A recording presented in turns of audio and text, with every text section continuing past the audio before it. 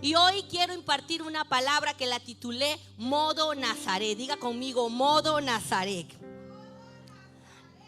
Usted decide si usted hoy está en modo Nazaret o no está en modo Nazaret. En la palabra de Dios en Lucas capítulo 1, versículo 26 al 36. Y antes de iniciar esta palabra quería comentarle, quería decirle que nosotros como hijos de Dios, nosotros creemos en cada palabra, creemos que la palabra es viva, como dice su misma palabra, es viva y eficaz y es más cortante que toda espada de doble filo. Dice la Biblia que ella es cortante, que ella penetra en el alma y divide el alma del espíritu y discierne las intenciones y los pensamientos del corazón. ¿Y sabes qué hace con eso? Que cuando una palabra viene a tu vida, esta palabra viene con una definición. Y hoy Dios va a definir tu vida si tú lo decides, si tú estás expectante, porque necesitamos estar a la expectación de lo que Dios va a hablar en este tiempo. Hay palabras que cambian destinos, hay palabras que cambian circunstancias, hay palabras que te mueven, hay palabras, si no pregúntele a Pedro, que Pedro estaba allí en la barca, estaba asustado y vio un fantasma. Jesús, si eres tú el que está allí, manda que yo vaya a ti. Y Jesús le dijo, ven. Y Pedro caminó sobre la palabra que Jesús le dijo. ¿Y sabes qué? Se convirtió Pedro en el hombre que caminó sobre las aguas, el hombre que violó toda naturalidad para irse a lo sobrenatural. Y esto es lo que Dios está convirtiendo en este tiempo. Gente como Pedro, gente que se define a creer una palabra, amén. Gente que cree en lo sobrenatural. Si tú estás aquí es porque tú estás creyendo en lo sobrenatural. Yo no vengo a este lugar a creer en lo natural, porque para eso me voy a una universidad. Yo vengo a este lugar a aprender de lo sobrenatural de Dios, para que Dios me eleve al otro nivel, amén. Terminado conmigo. Yo quiero que usted busque Lucas capítulo 1, versículo 26. Me voy a ubicar en el mismo pasaje donde predicó el pastor Jonathan. Voy a leer los mismos versículos, pero vamos a hablar de algo de una perspectiva distinta. Al sexto mes, el ángel Gabriel fue enviado por Dios a una ciudad de Galilea llamada Nazaret, a una virgen desposada con un varón que se llamaba José, de la casa de David, y el nombre de la virgen era María. Y entrando el ángel en donde ella estaba, dijo, salve, muy favorecida, el Señor es contigo, bendita tú entre las mujeres. Mas ella, cuando le vio, se turbó por sus palabras y pensaba, ¿qué salutación sería esta? Entonces el ángel le dijo, María, no temas, porque has hallado gracia delante de Dios. Y ahora concebirás en tu vientre y darás a luz un hijo y llamarás su nombre Jesús. Este será grande y será llamado Hijo del Altísimo, y el Señor Dios le dará el trono de David su padre, y reinará sobre la casa de Jacob para siempre, y su reino no tendrá fin. Diga conmigo, su reino no tendrá fin. Entonces María dijo al ángel, ¿cómo será esto? Pues no conozco varón. Respondiendo el ángel le dijo, el Espíritu Santo vendrá sobre ti y el poder del Altísimo te cubrirá con su sombra, por lo cual también el santo ser que nacerá será llamado Hijo de Dios. Padre, oramos por tu palabra. Te pedimos, Señor, que seas tú hablando, Señor, a nuestras vidas en este día, Espíritu Santo. Que seas tú ministrando nuestros corazones, Señor. Que seas tú, Señor, hablando a cada uno de nosotros con esta palabra, y que seas tú, Señor, trayendo a nuestras vidas respuestas profundas, Señor. Esa respuesta que solo tú puedes traer, no el hombre. Te damos gracias, Señor. Te pedimos que quites toda distracción de nuestra mente. Atamos nuestros pensamientos a tu cruz, Señor, y te pedimos que seas tú hablando y no el hombre. En el nombre de Jesús, amén. Vamos a comenzar esta palabra hablando acerca de tiempos. Diga conmigo, tiempos. Los tiempos son necesarios. Y en aquel momento y aquel entonces había una gran expectativa acerca de que Dios hablara. Esa expectativa que tú tienes hoy de que Dios te hable, amén. Una gran expectativa de que Dios hablaba, pero había un tiempo muy grande que había pasado. Habían pasado 400 años de que Dios había hablado. El último profeta que Dios había hablado a través de él se llamaba Malaquías. Y ahí es donde usted busca en la Biblia y habla acerca de porque lo último que habló Malaquías fue de los diezmos. Y luego de allí que Malaquías calla como profeta, pasaron 400 años. Eso lo llama la teología el gran silencio de Dios. Esos 400 años donde no se escuchaba la voz de Dios, donde todo estaba en expectativa, donde se sabía que se estaba esperando un reinado, donde se sabía que se estaba esperando a un tal rey de los judíos que había sido profetizado, pero no había habido un profeta más que volviese a abrir la boca. O sea, habían pasado 4 generaciones muy fuertes, porque en ese momento las generaciones se contaban por 100 años.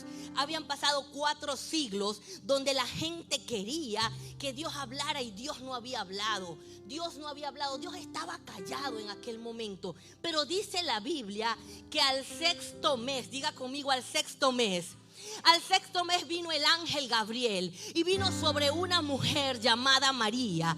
El 6º mes, cuando la Biblia habla del número 6, cuando la Biblia habla de la numerología, el número 6 simboliza el número del hombre, el número humano. El número 6 simboliza la humanidad, simboliza, ¿por qué? Porque la Biblia dice que el hombre fue creado el día 6 y dice que el 7º día Dios descansó de su trabajo porque vio que todo era perfecto. Entonces el 7º día, el día 7 o el número 7 es el día de la perfección, pero el número 6 es el día de la humanidad, el día que Dios compara al hombre. Pero al 6º mes, a ese momento, a ese día del hombre, a ese día donde tú estás, que tú crees que solamente puedes escuchar la voz de los hombres, ese día que solamente escuchaste la voz de aquel que te dijo, ¿sabes qué? Tienes un diagnóstico contrario. Ese día que tú escuchaste ese número 6, ese día que tú escuchaste a los médicos hablando en tu contra, en contra de lo que Dios dijo que iba a hacer contigo. El día 6 es el día que yo no sé por qué, si a usted le ha pasado esto, pero a mí me ha pasado en mucho tiempo. Días donde la humanidad quiere tomar mi vida, donde solamente habla mi lógica, donde solamente mi lógica comienza a decir, ¿sabes qué? Para yo conseguir tanto dinero tengo que trabajar tantas horas. Para yo moverme de esta manera tengo que conseguir tantas cosas, y ya siento que los años están pasando tan rápido y siento que nada está avanzando. Ese es el día 6, el día que María estaba en ese momento que ya sentía que no podía más. En el día 6 es el día donde los hombres hablan, donde el hombre se levanta en tu contra. Pero ese santo día, en ese bendito día, dice la Biblia que vino un ángel llamado Gabriel. Diga conmigo, Gabriel. Vino el ángel Gabriel, vino aquel ángel a hablar, vino el ángel a irrumpir el 6º día. ¿Sabes por qué? Porque Dios es especialista en irrumpir los días del hombre. Dios es especialista en levantarse el día que el hombre te dice que tú no puedes más. Dios es especialista en irrumpir ese día 6º. Dios es especialista y es especialista mandando a alguien, mandando a ese ángel. ¿Y sabes qué significa ese nombre, Gabriel? Significa el fuerte de Dios. Así que si tiene un Gabriel a su lado, o tiene a una persona que tiene un segundo nombre Gabriel, sabe que significa el fuerte de Dios. El fuerte de Dios, el guerrero de Dios. Por eso es que los Gabrieles son fuertes, son guerreros. Pero el Señor te está diciendo algo en este momento, porque yo quiero que tú entiendas algo. Nada de lo que está escrito en la palabra es casualidad. Todo es profético. Y desde la concepción, desde ese momento que Dios irrumpió, que abrió su boca para abrir ese nuevo tiempo para la iglesia, para abrir ese nuevo momento de haberse callado, Dios comenzó a profetizar. Y cada cosa que pasó no fue casualidad. Y dice que envió a ese fuerte de Dios, a ese ángel Gabriel, el fuerte de Dios, a ese guerrero de Dios. Porque sabes algo, Dios es especialista en enviarte personas para hablarte, personas que levanten la mano contigo. Dios va a levantar en este tiempo. Si tú estás en un día 6, ¿sabes lo que Dios va a hacer contigo? Va a levantar en este tiempo a un ángel, va a levantar en este tiempo a ángeles, a conexiones divinas, a gente que se levante a levantar tu mano y a decirte: mira, yo estoy contigo. Esta mujer recobró vida porque esta mujer estaba allí escondida, estaba allí guardada, estaba allí en silencio. Ella no sabía lo que pasaba. El pueblo estaba en silencio, pero al sexto día, al sexto mes, vino ese ángel y habló y dijo: mira, vengo acá a decirte que vas a concebir a un hijo. Y le habló una palabra y le dijo: salve muy favorecida, el Señor es contigo. El Señor es contigo. Y Jesús, y viene esta mujer y dice que concebió allí. Recibió la palabra, una palabra poderosa. Y Jesús fue llamado Nazareno. Y dice la Biblia que Jesús era llamado Nazareno para que se cumpliese lo que decía la Escritura. Y les voy a preguntar algo. Jesús, cuando una persona es llamada, por ejemplo, ¿quiénes son de Puerto Rico? ¿Dónde están los puertorriqueños? ¿Dónde están los venezolanos? ¿Dónde están los mexicanos? Usted es venezolano porque nació en Venezuela. Usted es puertorriqueño porque nació en Puerto Rico. Usted es mexicano porque nació en México. Pero Jesús era nazareno. ¿Y dónde nació Jesús? En Belén. No nació en Nazaret. Pero dice la Biblia que era necesario que Jesús se le llamara Nazareno para que se cumpliese lo que dijese la Escritura. Porque Jesús tuvo algo. Jesús tuvo algo, y escúchame bien, porque es aquí donde quiero que entres y que comiences a conectarte con lo que Dios te quiere hablar hoy. ¿Por qué titulé esto Modo Nazaret? Porque Jesús necesitaba cumplir lo que dijese la Escritura. Y dice la Biblia que Él nació en Belén, pero luego de allí fue llevado a Nazaret desde que nació. Y luego que fue llevado a Nazaret, dice que estuvo allí 30 años. Y estando allí, escondido, estando allí guardado, Él estuvo allí para que se le pudiese llamar Nazareno. Porque cuando tú naciste, ¿quiénes nacieron aquí con padres de Puerto Rico? Levante su mano. ¿Cómo se siente usted aquí? Usted se siente puertorriqueño si usted tiene esos padres. Eso era lo mismo. Jesús estaba naturalizado, en otras maneras, en otras palabras. Entonces era necesario que se cumpliese lo que dijo el profeta Isaías.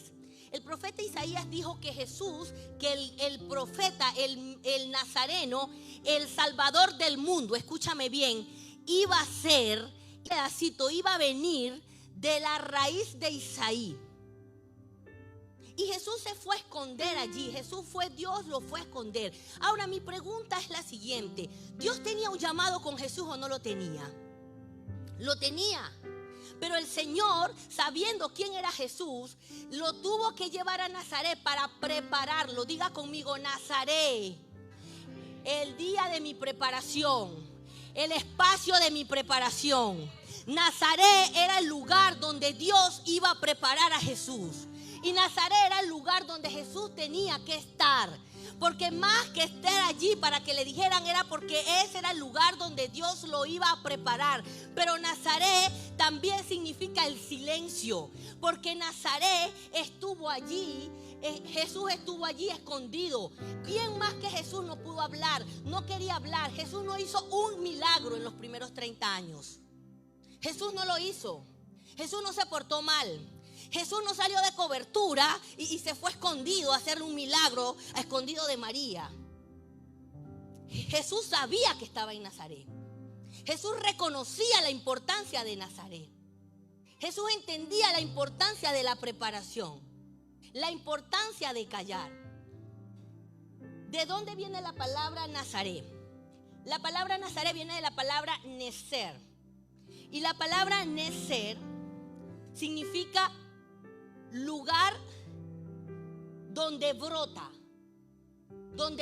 algo. Ahora, ¿qué era un necer? ¿Cómo identificaban los judíos? ¿Por qué los judíos llamaban algo necer? Porque en aquel entonces el olivo, los que han ido a Israel se han dado cuenta que allí en el Getsemaní, los árboles que están allí vivos en el Getsemaní son hijos o nietos de los árboles donde estuvo Jesús. Porque un árbol de olivo dura 800 años.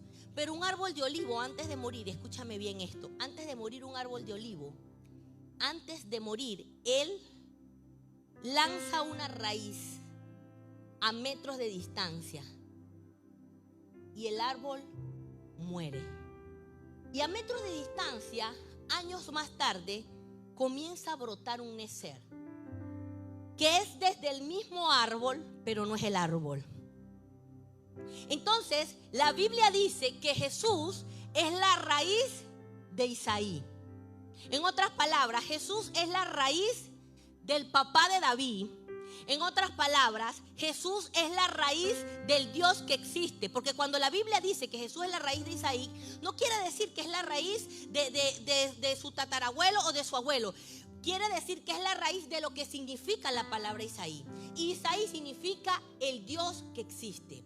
Cuando Jesús, era necesario que Jesús estuviera en Nazaret, porque era necesario que Jesús fuera un necer, aquella raíz del Dios que existe, que estaba brotando 400 años después de que Dios había callado.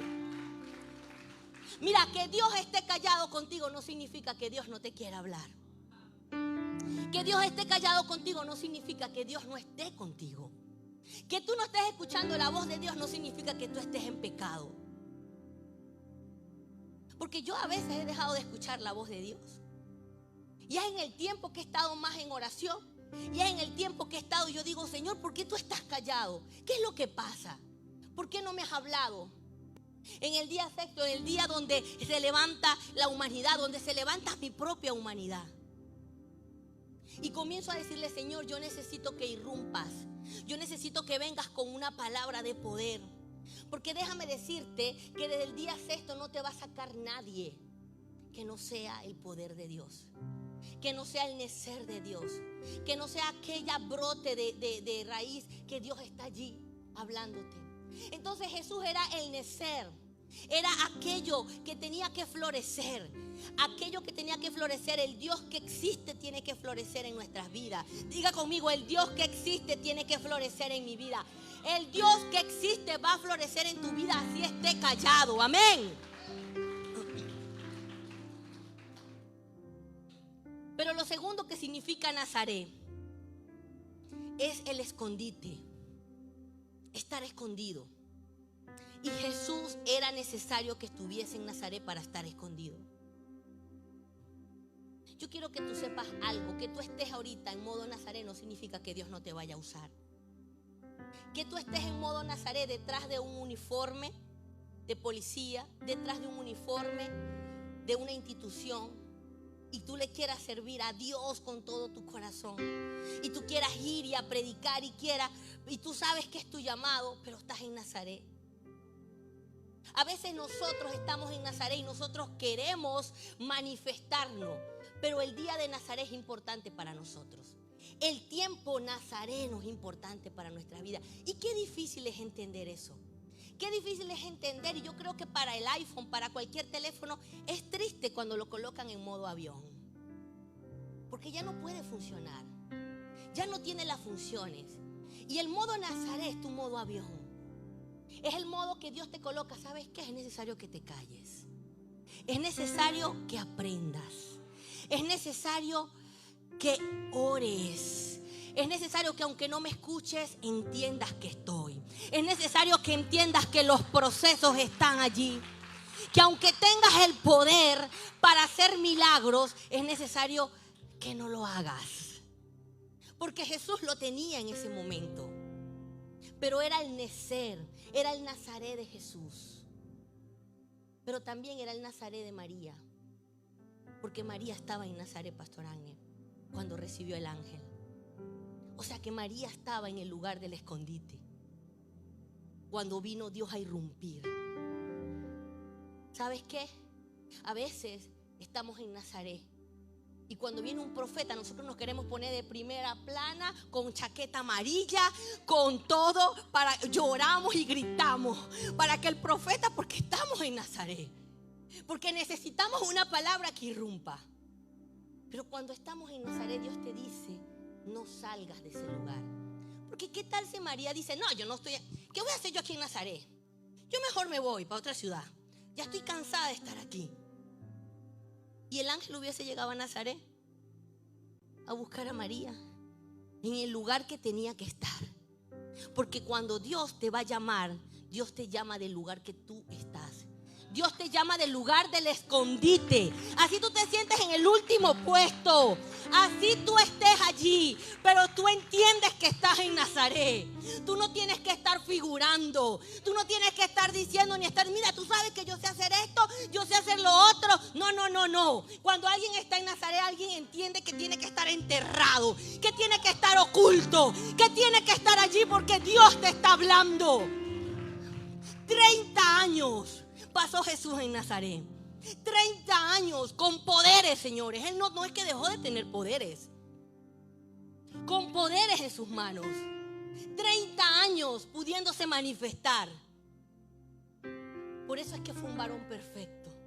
Por eso es que tenemos que aprender de mi maestro. Por eso tenemos que aprender de él. Señor, este es el tiempo. Este es el tiempo que yo esté aquí. Este es el tiempo que yo quiera hacerlo. Este es el tiempo que tú me llamaste. Porque hay gente que quiere salir de Nazaret. Hay gente que está pasando por un proceso financiero y Dios no lo llamó a quitar plata prestada. ¿Tú sabías que quitar plata prestada con intereses a Dios no le agrada?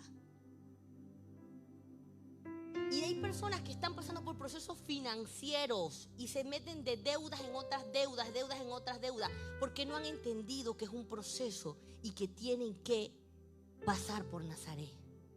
Que tienen que arrodillarse y decir, Jehová Jireh, tú eres el que lo provees todo. Y aunque esté callado el Señor, yo quiero decirte que viene en el 6º día. Dios va a irrumpir y te va a traer un milagro. Amén.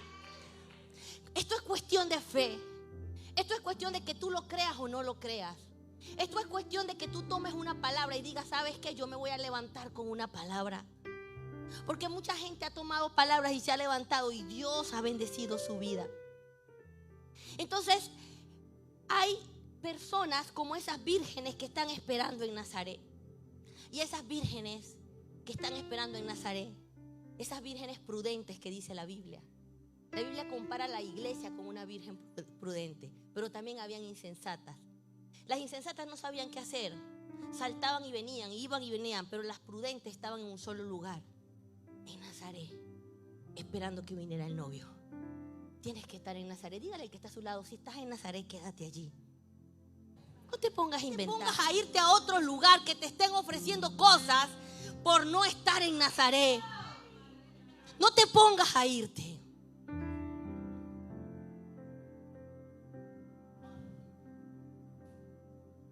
Y entonces estaba allí en Nazaret María. Y fue irrumpida por ese ángel. Pero dice la Biblia que ella lo primero que tuvo miedo fue de perder a José. Porque José estaba allí. Imagínense ustedes, ella era virgen, José no había estado con ella y viene y sale embarazada la mujer. Y dice, yo no soy tonto, o sea, aquí venga, ¿qué es esto? O sea, ¿qué es este cuento? Aquí no me van a meter. Y dice que el mismo ángel se le aparece a José. Y tiene que mostrársele en sueño a José qué era lo que estaba pasando en ese momento. Y José entendió. ¿Sabes qué significa la palabra José? ¿Cuántos José hay aquí? José significa el que añade. Dios añade. Dios añade. Entonces, cuando tú eres una mujer, un hombre, la iglesia, que esperas en Nazaret, el Señor va a añadir. Diga conmigo, Dios, levante su mano derecha y diga, hoy Dios va a añadir. Hoy Dios va a añadir lo que te falta, iglesia. Hoy Dios va a añadir finanzas, va a añadir salud, va a añadir riquezas, va a añadir a tu vida en el nombre de Jesús. Dios es bueno. Dios es el que añade. Dios no dejó solo a María. Dios la dejó con el que añade. Dios la dejó con el que añade. Dios le colocó a su lado al que le añadiera. No solamente le dio una respuesta. Es que yo tenía un concepto errado del nombre de María. Porque María yo entendía que era una llena de gracia. Pero cuando me voy al lenguaje popular arameo, donde fue que se crearon ellos, donde fue que estaba el nombre, donde fue que estaba allí, María significa amargura. María significa amargura. Y es que cuando estamos en Nazaret, no es difícil amargarnos.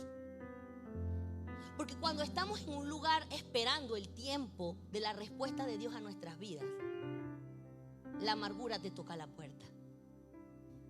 ¿Sabes qué es la amargura? La amargura no es una emoción. La amargura es un sentimiento. Una emoción es dada por Dios, la rabia es una emoción. Y el Señor te permite tener rabia. Porque el Señor dice, su palabra dice, airaos pero no pequéis. Pero es necesaria la rabia. Pero la amargura es un sentimiento. Hay sentimientos que son pecados porque son de la carne. Y la amargura es un sentimiento de la carne. Porque la amargura es la liga de rabia con frustración, con decepción, con odio, con miedo. Es una liga de emociones que las llevan a tener un resentimiento y la persona se amarga. Pero es que cuando yo he estado también en ese lugar, en Nazaret, yo he estado amargada, iglesia. Qué difícil es no ver la respuesta de Dios. Qué difícil es que te quiten algo. Qué difícil es que te arranquen a un hijo.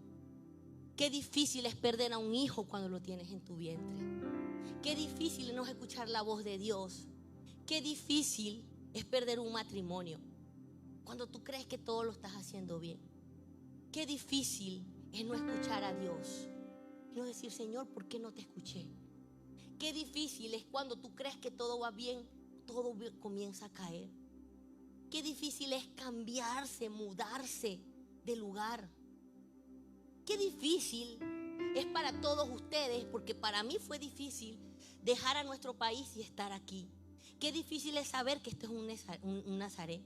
Qué difícil es estar en un ministerio y estar callado, teniendo talentos, teniendo todo, pero Dios te dice cállate porque estás en Nazaret. Y ahí es donde la amargura quiere venir a irrumpir tu vida. Y ojo, no estoy diciendo que María estaba amargada. Estoy diciendo que cada palabra tiene un significado y cada palabra en la vida, en la Biblia, no es casual.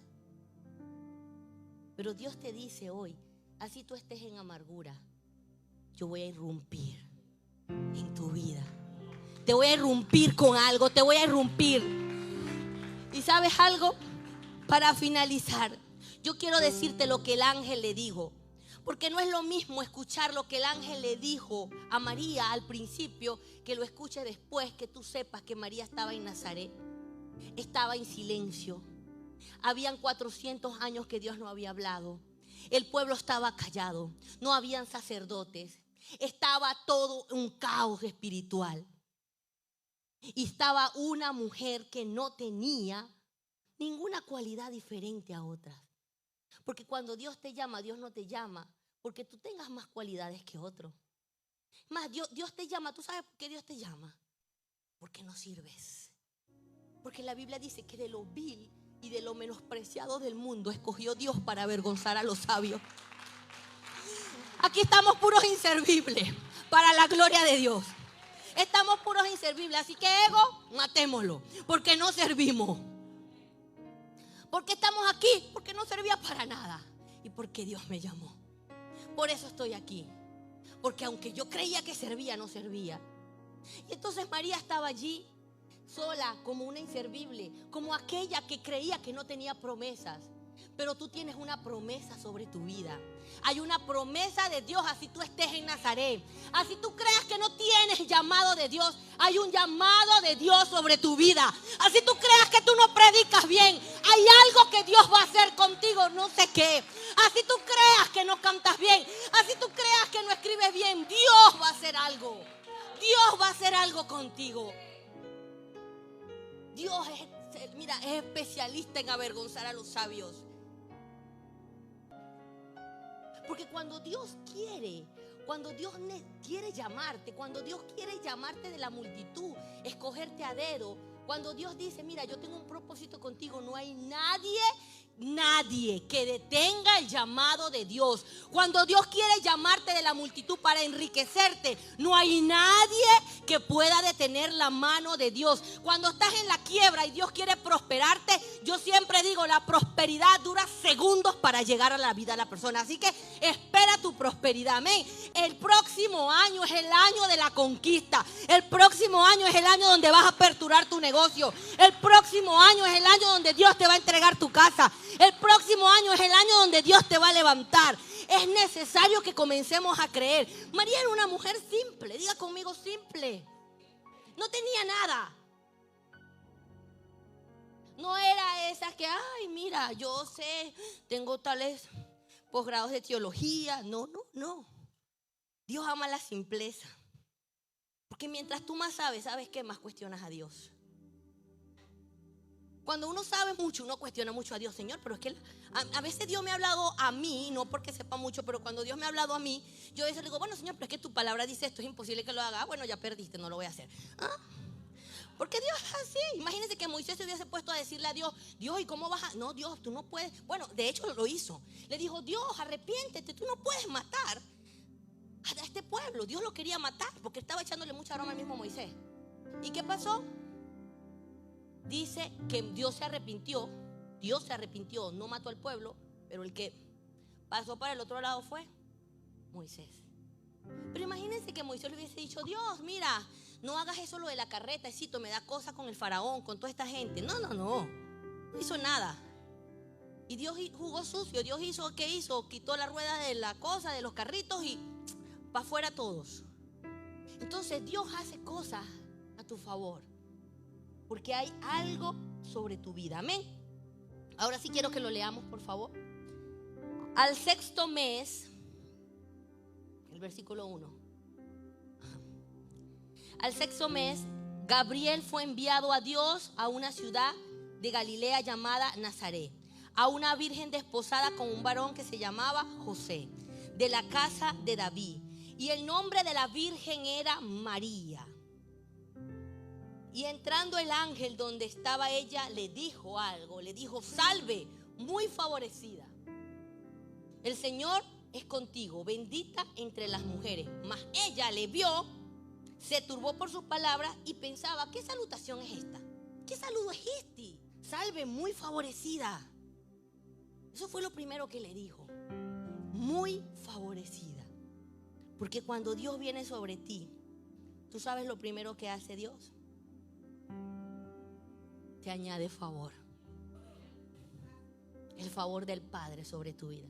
Dios no se presenta delante de ti si no añade favor. Tú necesitas favor para presentarte, para estar con Cristo. Eso significa que si tú estás en este lugar y si tú recibiste a Cristo en tu corazón personal, ¿tú sabes qué tienes tú? Favor. El favor de Dios está sobre tu vida. Salve, muy favorecidos. El Señor está con ustedes. El Señor está contigo. El favor de Dios está sobre ti. ¿Sabes qué significa favor? Favor significa lo que tú quieras que signifique positivo en tu vida. El favor llega hasta donde tú le das permiso al favor que llegue. Yo tengo amigos que dicen, como yo tengo el favor de Dios, yo siempre consigo un puesto donde lo quiero conseguir. De carro, estacionamiento. Muy favorecido. Quiere decir que Dios te coloca en posiciones de favor, de gracia. Salve favorecida. Dios te coloca con personas que te añadan, con José. Dios le iba a colocar a ella personas que le añadieran a José, gente que le añadiera. Y después le dijo, el Señor es contigo. Porque cuando el favor de Dios está sobre tu vida, el que se mete contigo no viene en contra de ti, viene en contra de Dios. La Biblia dice que por un camino vendrán contra ti, pero por 7 huirán espantados delante de tu presencia. Porque no te están viendo a ti, están viendo al Padre, amén, al Dios, a Jehová de los ejércitos, el que pelea la batalla por ti. El Señor está contigo, iglesia. ¿Sabes qué significa el favor de Dios? Que el Padre, el Creador, el Dios de dioses, el Rey de reyes, el Señor de señores, el Todopoderoso está de tu mano, está de tu lado y te está levantando, amén. Él es el que pelea por nosotros, nadie más. Que en el tiempo de tu escondite venga eso. Que en el tiempo de tu secreto venga eso. Que en el tiempo de tu oración venga esa palabra. Salve, muy favorecido. Por algo la Biblia dice que cuando vas a orar, cierra tu puerta y ora a tu Padre que ve en lo secreto. Y tu Padre que ve en lo secreto, ¿sabes qué va a hacer? Te va a recompensar en lo público. Y después le dice, bendita tú eres entre todas las mujeres. Porque cuando Dios se presenta delante de ti, no hace nada más que bendecirte. La bendición del Señor está sobre nosotros. La bendición del Padre, tú tienes que creer que la bendición del Padre está sobre tu vida. Y yo sé que hay gente que le molesta que nosotros prediquemos un evangelio de estar bendecido. Porque hay gente que ha hecho daño con este tema. Pero mira, si somos hijos de Dios, si la bendición del Señor está sobre tu vida, ¿qué más puedes esperar? Y tú sabes que es difícil tener un hijo y decirle, hijo, esto es tuyo, esto te pertenece, esto es tuyo, esto es tuyo. Y tu hijo, sí, pero yo sé que es mío, pero no lo agarra porque siente que no es de él. Y hay personas que han dejado de recibir la bendición de Dios porque se juzgan a sí mismos, porque se maltratan con su amargura a sí mismos, porque dicen, no, pero es que yo pequé, yo hice esto, yo no me merezco esto. Inconscientemente lo dicen, porque tú le dices y no dice, no, sí, ya yo sé, Dios me perdona, pero es mentira. Se sienten indignos de la bendición del Padre. Y el ángel tuvo que decírselo a María, bendita tú entre todos. Así que tú eres bendito entre todos. Y lo final que le dijo, concebirás un hijo. Dígale que está a su lado, es tiempo de concebir. Porque cuando Dios viene a nuestras vidas, Dios viene a entregarnos sueños. Y los sueños primero se conciben acá. Acá, así usted sea hombre, acá. Para luego manifestarse. Amén. El Señor está contigo, iglesia. El Señor está delante de ti. Es tiempo de concebir. Este año no se ha terminado para concebir lo que Dios te dio. Aunque 2 semanas sean poco para ti, 2 semanas para el tiempo Kairos de Dios es diferente. Amén. Así que usted va a decir, este año no se termina hasta que yo reciba mi milagro. Este año no se termina hasta que la bendición del Padre esté sobre tu vida. Hasta que mi casa esté en orden. Hasta que mi vida esté en orden. Dios va a hacer un milagro. Hay un milagro a la puerta. Yo quiero que te coloques de pie. Amén. Y dale un aplauso al Señor.